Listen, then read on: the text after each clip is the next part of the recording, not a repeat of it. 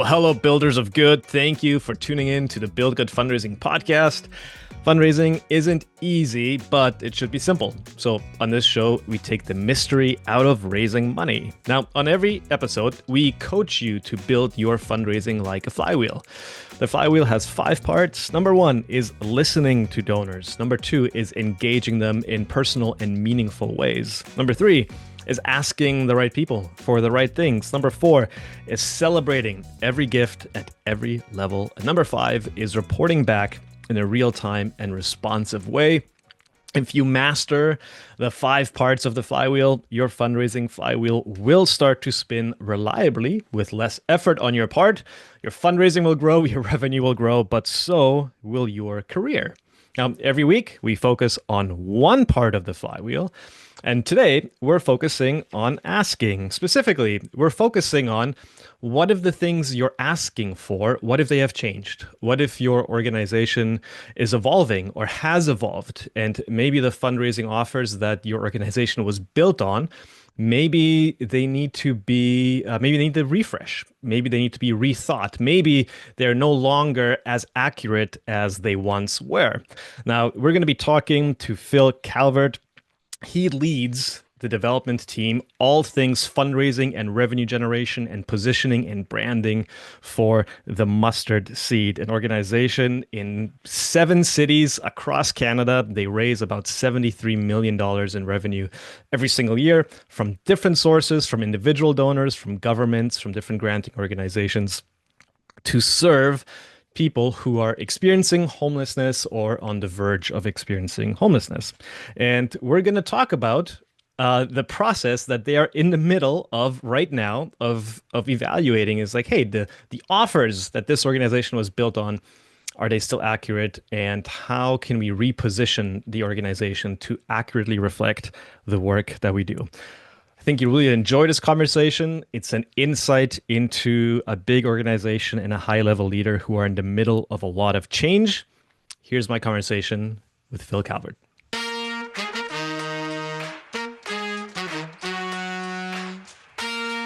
Phil, welcome to the podcast. Thanks, Mike. It's good to be on with you. Yeah, thanks for coming on. Now, we're going to get into what is probably a common challenge for organizations that have grown a lot or are growing a lot or are in the midst of a growth spurt, which is that programs expand, the mission grows and changes and meets the reality on the ground, and we learn and we get smarter and we change the way that we do things. And so things just keep evolving and growing. And one day you wake up and maybe you go like, oh man, where we were 10 or 20 years ago is no longer where we are today. And not much maybe in our narrative, our public positioning or fundraising has changed. And so maybe it's time for us to reevaluate how we're positioned. And that can be super scary because what we've been doing has been working and what got us here has been working. And what if we make that change? How do we test our way into it? How do we know? How do we know if it's going to work? And like, is change good? Is it bad? All of those questions are questions that organizations are often facing. And you're kind of in the middle of that right now, aren't you? Yeah. Yep. I wouldn't say kind of in the middle. We are in the middle of that right now. Before we get into some of those questions you're wrestling with, can you give us for a bit of context on the Mustard Seed? Started in the mid 80s as like a single street mission, but just give us a quick context of where you're at today and what are all the things you're doing. Sure. Well, I think connected to the history and the story of the mustard seed, I'm just going to correct you a little bit on your intro because I think it matters for the narrative of how the mustard seed got to Please where do. it is. Yeah. So I definitely oversee revenue, donations, all that kind of thing. The brand piece itself, that's more of a collaborative piece because we have a dedicated marketing team as well that has a CMO there, and so her and I work really closely together on those questions of brand and position and offer, which I think is probably a little bit of a nuance compared to a lot of your audience. That may be one position that oversees both of those sides, which I think is from like an organizational design perspective, something that's important to delineate, but also potentially interesting from like a leadership dynamic as well. And so the reason why I bring that up is because, like you said, the Mustard Seed founded 1984 here in Calgary in partnership with the Baptist Church. But interestingly enough, also pretty much simultaneously founded in Edmonton in the mid 80s as well through a different Baptist church under the same name. Okay, so you have two mustard seeds initially in Alberta. So there's Calgary and there's Edmonton, both mid 80s, both through a Baptist church, kind of this like dual origin story, which is weird. Just say that. So those two end up merging quite a few years later, and so that becomes one board, kind of under the Societies Act of Alberta, one organization. That's Calgary, that's Edmonton, and then things start to grow from there. And so Red Deer joins through a charity that used to operate under a different name, joins the fold. Likewise, we see the same thing happen in Medicine Hat. We see the same thing happen in Kamloops. And then we have now recently, more recently, seen the same thing happen in Grand Prairie. And then just this year, the same thing happened in Saskatoon. And so from the 80s to, let's call it the late 90s, early 2000s, it's a relatively stable growth model of Calgary, Edmonton, maybe Red Deer gets thrown in there at some point. But it's a very familiar message between three cities. It's a relatively, we know what the mustard seed is, and a lot of that is driven by the marketing team, like a lot of that. And so, strength of brand, especially in Calgary, has been the growth engine of the mustard seed.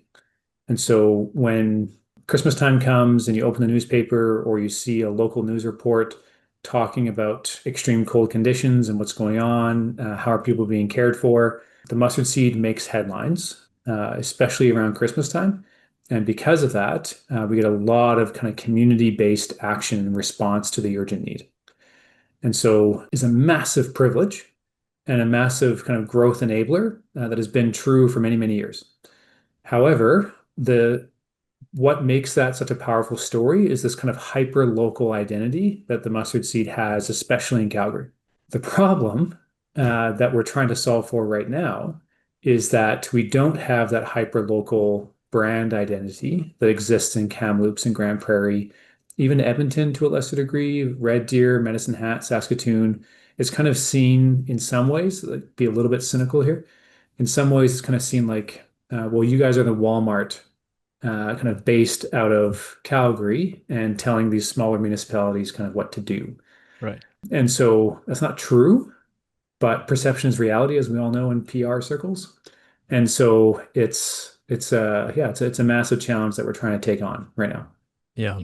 Every city in North America has something like a mustard seed, if not multiple of them. Mhm. Some organizations that are working with vulnerable populations, people experiencing homelessness. Over the last 20 to 30 years, this whole playbook has been developed on how you fundraise for organizations like that. And it's a playbook that's like heavily focused around meals, right? Easter meals, Thanksgiving meals, Christmas and holiday meals. In the summer, you're focusing on summer needs and extreme heat. In the winter, you focus on the extreme cold and helping people get in from the cold. It's a playbook that works, and that's why everyone has sort of, it's been very developed. It's been very sort of fine-tuned. There's a lot of nuances within there that work. Like in the summer campaign, there's the Summer of Hope campaign that almost every organization like the Mustard Seed runs. Tons of testing around it. It's been hyper optimized. Yep. Before we get into the struggle of like, what are some of the limitations of that model? Is that just for the context for audience who maybe isn't familiar with that playbook or isn't working in an organization that necessarily serves people experiencing homelessness? Does that track with how the mustard seed has grown? Yep, 100%. I can tell you right off the top of my head that our fundraising offer for the equivalent of a meal is $5.38. And so if you donate $50, there's 10 meals. If you donate $500, there's 100 meals. There's lots of nuance in there of like, what does that actually pay for, right? So the meal itself is probably more like a buck 50, but then there's all these wraparound services that are connected to that of like coming in from the cold or in from the heat, is kind of the full service accounting of what is around a meal, which we can get into if you want to kind of the nerdy details into Mm. all that kind of stuff, and how we're trying to elevate that and grow that. But yeah, 100%. That has been a huge part of the growth story of the mustard seed. Yeah. And the reason is of course like meals is a compelling offer. The Mhm. average donor next door understands if they give $5, somebody's going to get a warm meal. It's very much at the bottom of Maslow's hierarchy of needs. It's very survival focused. However, in the process, a lot of organizations are finding themselves in a position where people think of us as the meals organization. Yeah. But we do job training, we do housing, we do mental health supports, we do all these other things, but people think of us as the meals organization. How have you dealt with that challenge? Well, we're starting to.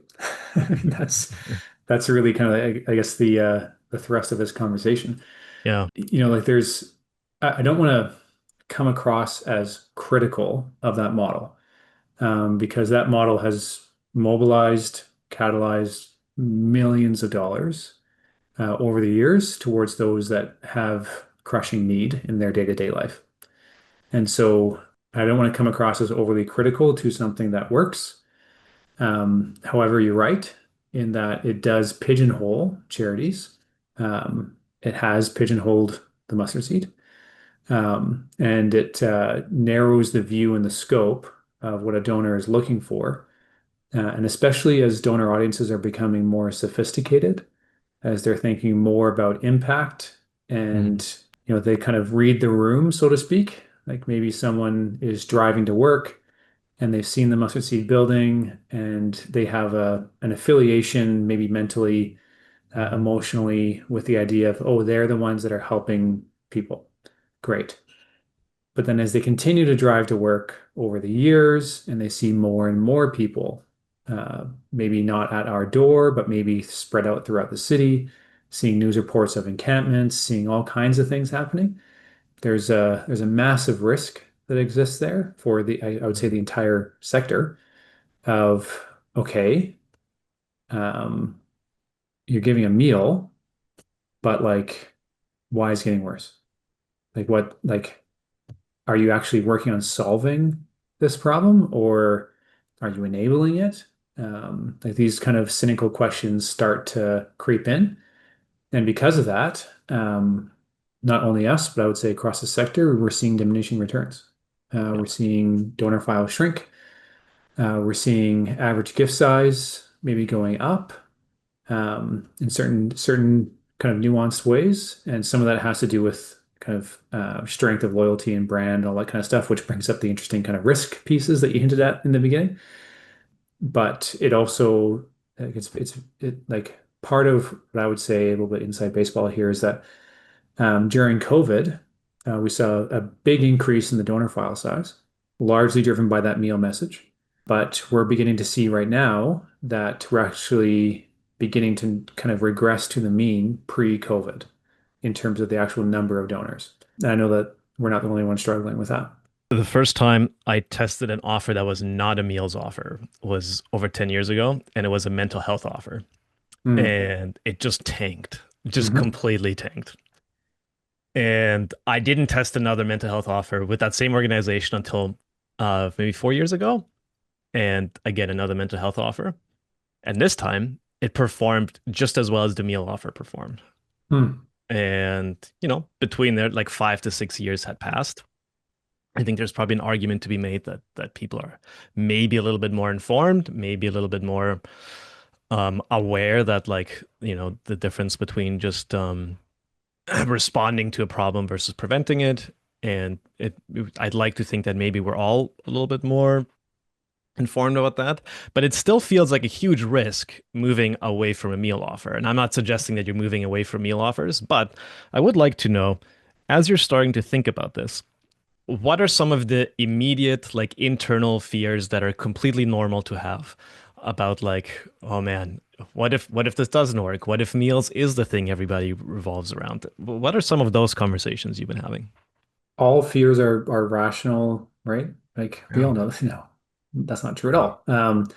One of the things that my team loves to bug me about is that I have an irrational fear of anything larger than me in the water, and like dolphins, whales, all that kind of stuff. And so I often get lit up for that kind of thing. And that's not rational, right? Like it's just not. It's fear of something that I can't control outside of my comfort zone, the kind of shadowy figure in the corner that I can, make a much bigger problem than it probably actually is. All these things come into play.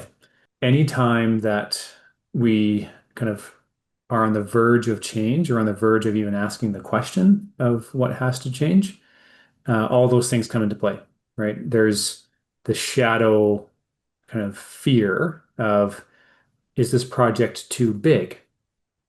Are we biting off more than we can chew? Can we continue to manage our message? What if we alienate somebody along the way? How do we keep everything within our tent?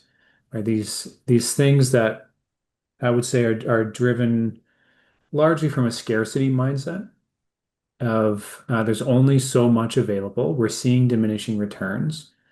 Um, don't upset the apple cart. Ride out the wave, right? All Mhm. these things come into play, and every analogy breaks down at some point. But these are the types of things that come up, and some of them are legitimate. Some of them are just fear. Yeah. So the mustard seed started doing meals built on the meal offer. Mhm. Now you're at $73 million total revenue and growing. And beyond meals, you're offering like health and wellness programs, you're doing housing, you're doing employment, you're doing spiritual care, you're doing a lot of community engagement. You have community impact centers. You're no longer just in Calgary, you're in 7 cities. And I know that you're in conversations with other cities as well, right? And you're evaluating what needs to change in our message, and some of these fears are coming up. Can you walk us through the process that you're going through right now? How do you even begin to have these conversations? What are you thinking about? What's the process? Yeah. Well, like any good fundraising strategy, it has to be anchored in who you actually are. Right? It has to be anchored in alignment with your strategy, in alignment with what you're trying to kind of the vision you have for the world. If you're trying to sell something, right, using the cynical language, if you're trying to sell something that's misaligned with what you're actually doing and who you actually are, like it's a non-starter, really. And so it's been a really interesting year, I would say, so far, in that we have the timing of things matters.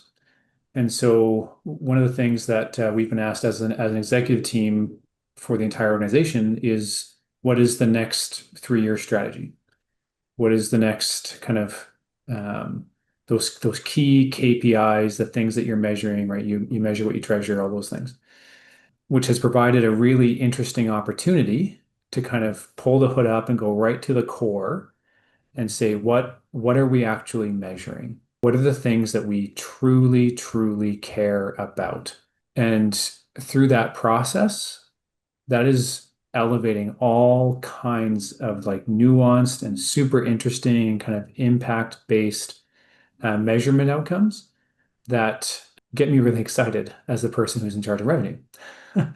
Because what it says is that there's actual work happening here, there's actual impact that's happening here, and there's a real tangible thing that is a much bigger story than a meal.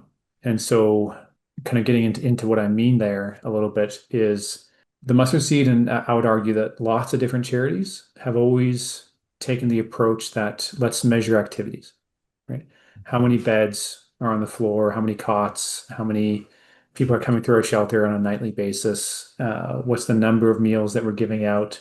Like those kinds of how many apartment units do we have? All those things, all valid things. But what they don't get to is the core of the question, which is how is that person? So our mission, right, is to eliminate homelessness. So how does that meal, that apartment, that shelter, how does that translate in the life of that one person that we're trying to exit homelessness, right? Where does their journey begin? Where does it end? What's the story between point A and point B? If we can organize our strategy in such a way that we can begin to ask those questions and actually have answers for them, that provides a much different story than compared to giving somebody a meal.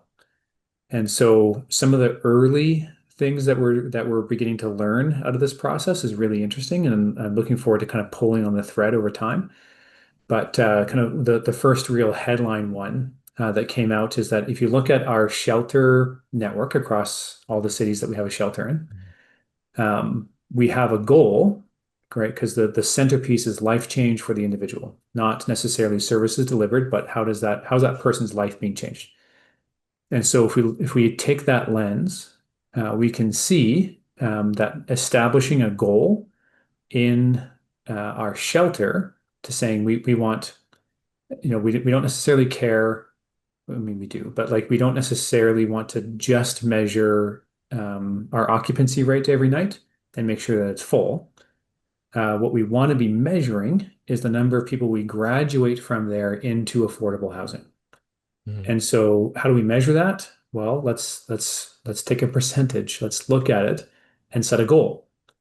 And so if our goal is 10%, 15% on a monthly basis, where would that get us?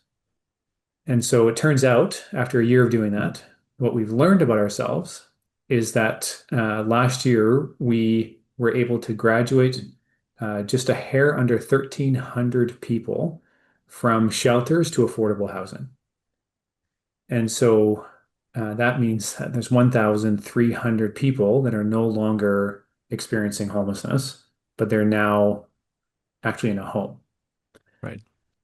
If we were to apply that same thinking to meals, that same thinking to health and wellness services, to the shelter, to permanent supportive housing, to addiction recovery, to job training, and take that kind of human-centered approach of that one individual and the journey that they're having through, I would argue that's transformative, not only for our organization, but also for the fight against homelessness across the country.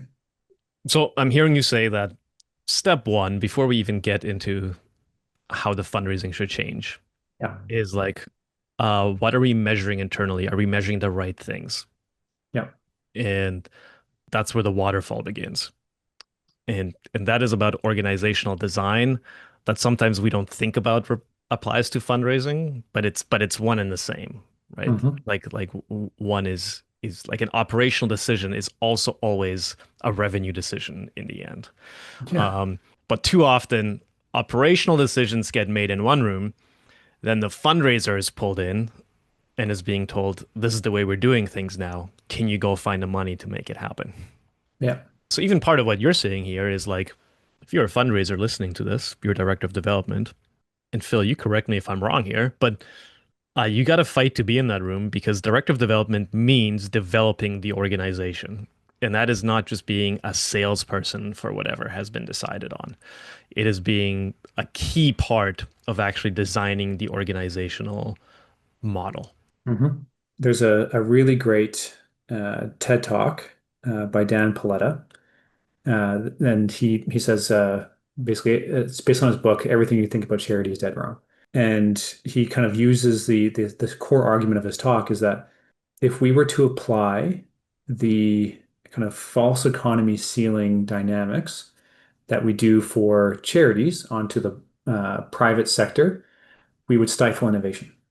That like innovation wouldn't be anywhere near where it is today. Like I think he uses the example that if you applied it to Apple, we would still have like the turning wheel iPod, never mind an iPhone or an iPad or anything like that, right?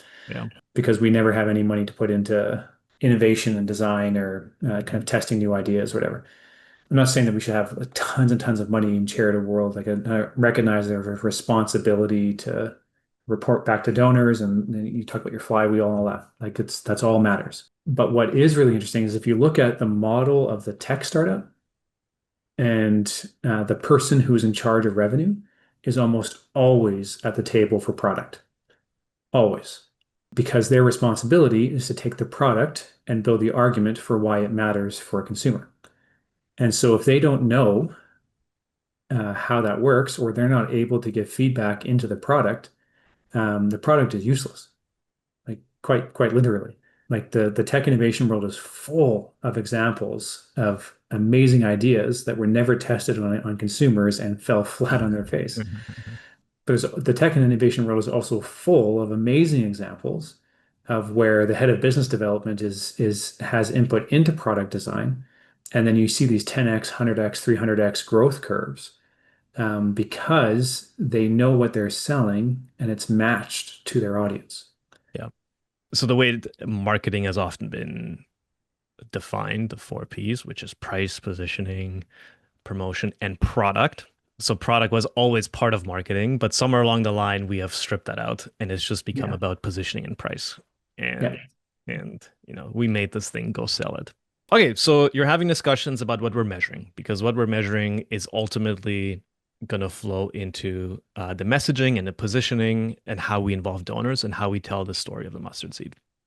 So step number one sounds like look at what you're measuring. Are you measuring the right things? Does it line up with your mission? Show me where you spend your money and your time, and I'll show you your true values, right? Like, does it line up Yeah. with your values and what who you say that you're about and what you want to do? So you're in the middle of that.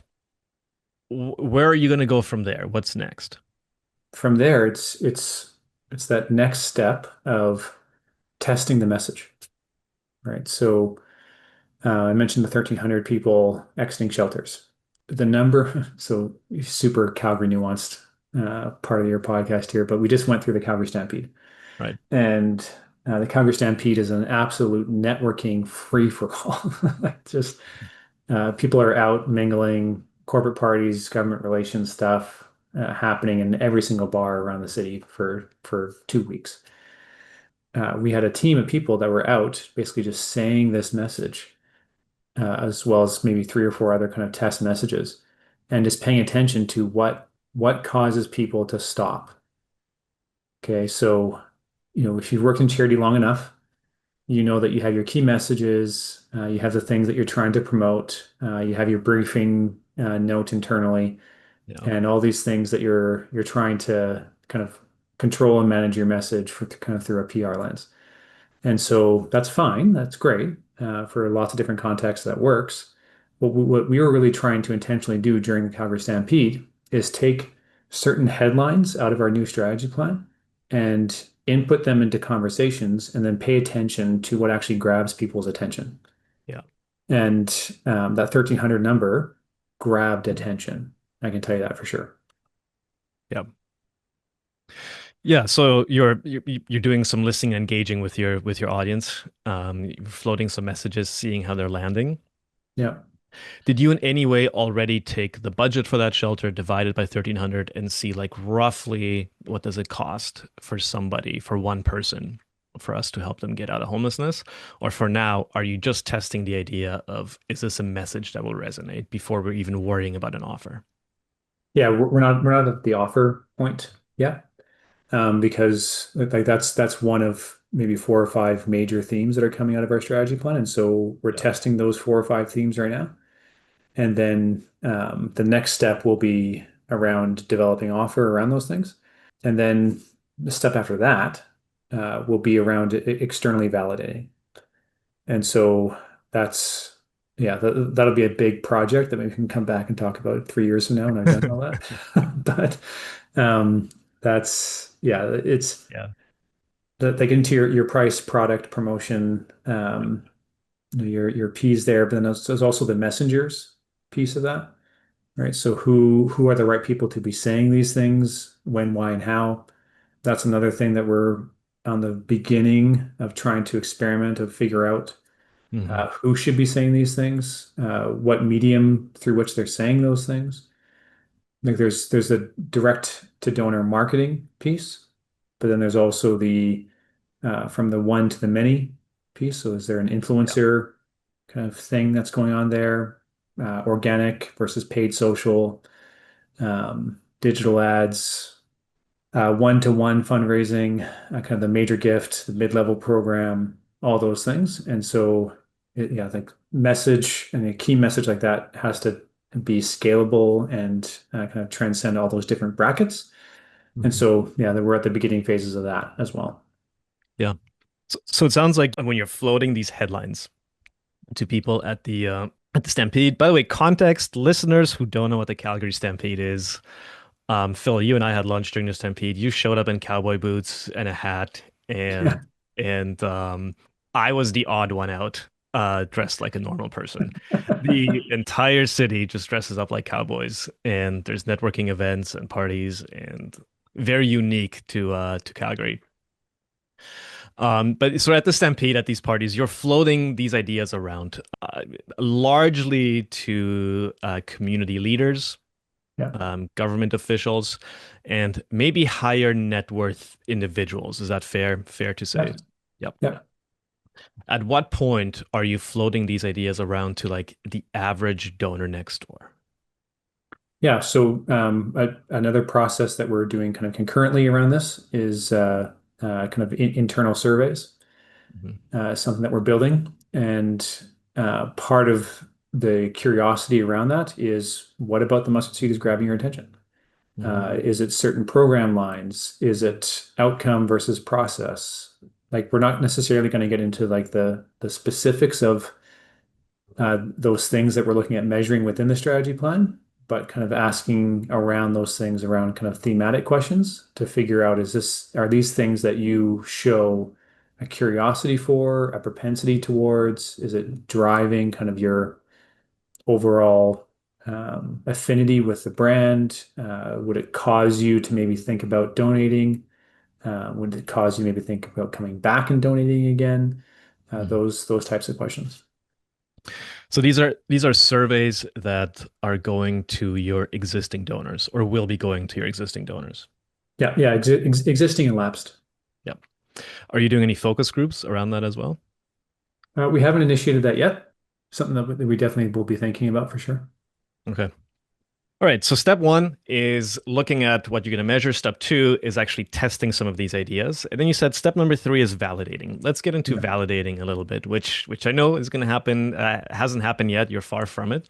But Yeah. but when step number three comes, validating, how are you at this point envisioning that you're going to do that?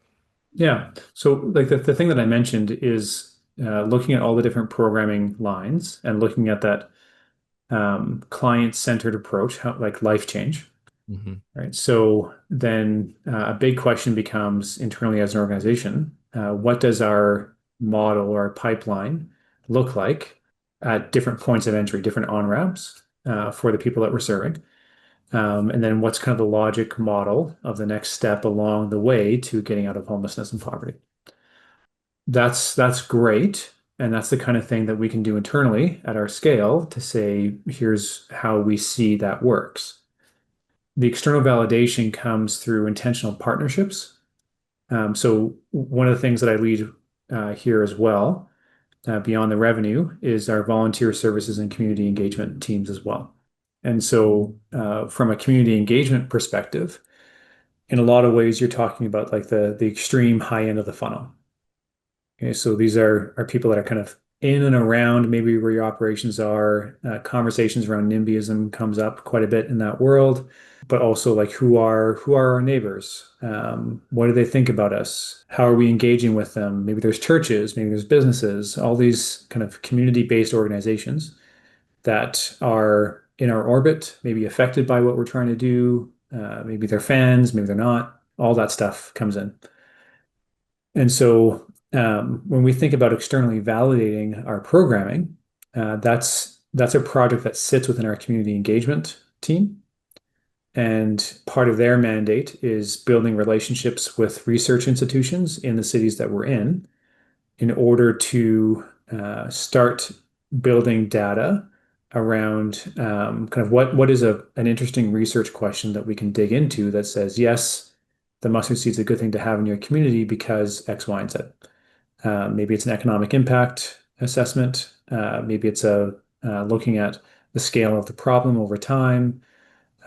Is this a solutions-based thing? What's the impact going to look like long term for my community? And then therefore, kind of the license to operate question comes into there, which is all good. But if you have a really strong sense of a license to operate, it kind of goes back to our origin story of the brand being so strong has been an enabler for growth, especially in Calgary. But if we can externally validate and show that there's kind of this impact and this journey that people are going through and actually leaving homelessness, and we can validate that through research, that sense of trust, that sense of strength in a brand, the top end of the funnel becomes a much more intentional activity beyond just kind of advertising and selling, a tangible offer of a meal. It's now you're selling the tangible offer of ending homelessness. Right. Yeah. What have been the biggest challenges that you've encountered as you're starting this process? Concepting, right? So, like, what is the research question? That's a good question, right? How do we actually measure this? Is there a legitimate logic model that exists there that we can start doing research against? There's tons of questions that come up right away around all of that. And answering those questions is the most important critical first step. Because if you start answering the wrong questions, you're going to end up with a product 5 years from now that means nothing. Yeah, we were just this morning talking with an organization where the name of the I won't say the name, but the name of the organization was very closely tied to the model of how they delivered the intervention, the solution Right. that they were part of. And that model has completely changed over the last 10 years. And their internal positioning has gone from that was a good idea to that was harmful. And so Right. Whoops. right. So now it's a complete change in terms of both how services are delivered, but also like, well, who are we now? That our Yeah. entire brand identity, which is a national identity, is very much tied to this name and how people think about us. And so I think maybe the biggest insight that is coming from this, hopefully for a lot of people listening, a lot of our audience are direct marketers, CMOs, people who very much operate more on the direct response fundraising side of things. I hope that the biggest insight that is coming out here is that the design of like service delivery design is so closely tied with positioning and how you're going to fundraise and what you're going to fundraise for that we need to find some way to being in that room and to being part of that and to speaking into that. Because like you said, otherwise a few years down the line, you're going to end up having a product, so to speak, that is hollow. Where do you think you're going to be 3 years from now? I think that we're going to be really research based in terms of understanding what we're even doing. The mustard seed has kind of a number of core values, and one of them is holistic innovation. And so, what holistic innovation means really is not being afraid to ask the hard question and innovating in the right direction. And so, if we set about this idea of building a logic model, right? Some charities call it a theory of change, right? If we set about doing this and do the external validation and realize that, oh, whoops, one of the things that we're doing doesn't actually do anything. Like it's literally just shoveling water into a bucket. We better have the fortitude to say, well, let's reinvest in the things that actually do show impact. I would say that like I've been working in the charitable space for a long time, and that's one of the scariest questions that many charities struggle with is is what we're doing actually important? Like getting beyond the core message and getting actually to the can we measure this? Is it having the desired outcome? And if it's not, can we pivot? Hmm. Having, like to your point, having kind of the revenue lead in the discussion around those things matters a ton. because like we have an oversaturated environment in Canada for the number of charities that exist. Yeah. Um, we have donors that are overwhelmed and fatigued because they have so many offers coming at them that are not necessarily based on that serious work of understanding is what we're doing accomplishing what we say it is. hmm I don't like hypothetical questions, but I will end in one. Okay. And it is based in you joked before that fears are irrational, which is true. But having fears seems very rational to people. Yeah. And a big fear is if we change the meal offer or if we change child sponsorship offer, if we change your previous organization, Phil, the core offer for a long time was one thing, and then it changed a little bit, and that was a Mhm. scary process. Mhm. What if it doesn't work? What if revenue goes down for a bit? Are we okay with that?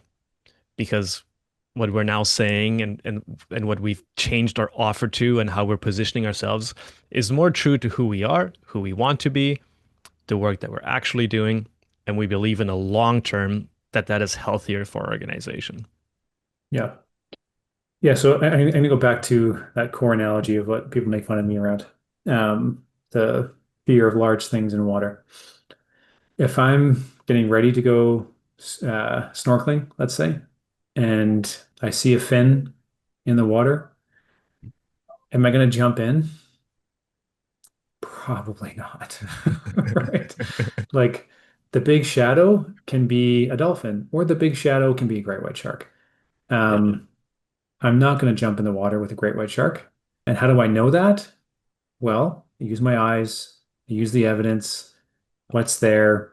And to bring it out of the analogy world into tangible, I use my eyes. What's the feedback?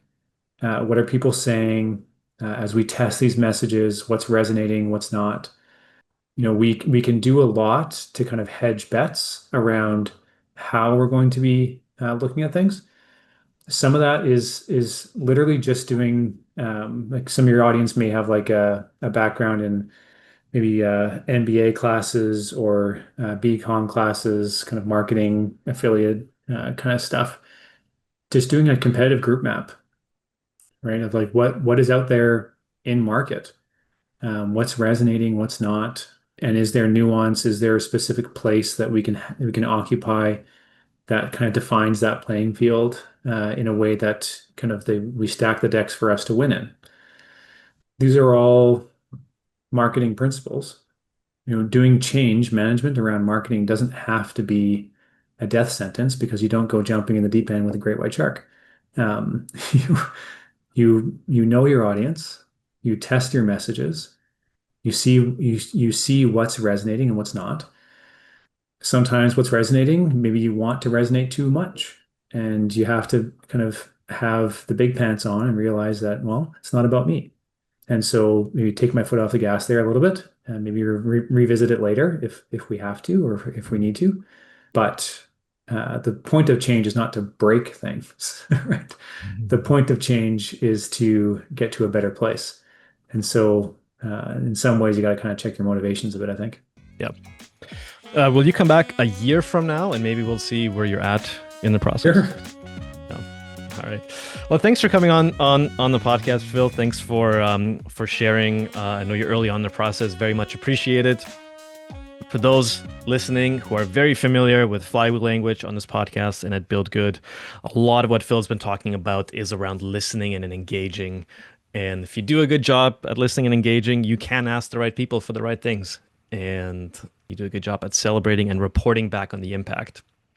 Things will work out just fine. That's all for today. Here's my short action plan for you. If you find yourself in a similar position and you say, man, our programming has really changed. I don't know if our core offer, the offer that maybe our organization was built on, is still true to who we are. Phil's framework was 3 steps. Number one is start by looking at what you're measuring. You treasure what you measure. And so, are you measuring the right things? And if you aren't, what are some of the questions you need to start to ask to change some of that? Number two is then testing some of the new messaging with select audiences, select people, and just seeing how it lands before number three, validating some of that by actually putting things in market at first at smaller scale. And you will very quickly find out if you're jumping into the water with a great white shark or a dolphin or just a kid with like with a fin swimmy, right? You'll find out pretty soon if the fears were real or not. Thank you for hanging out with us around the fundraising campfire. If you're listening to this, you're my kind of people. I'm your kind of people. Thank you for the work you do. I'm your host, Mike Dirksen, cheering you on as you do good in the world.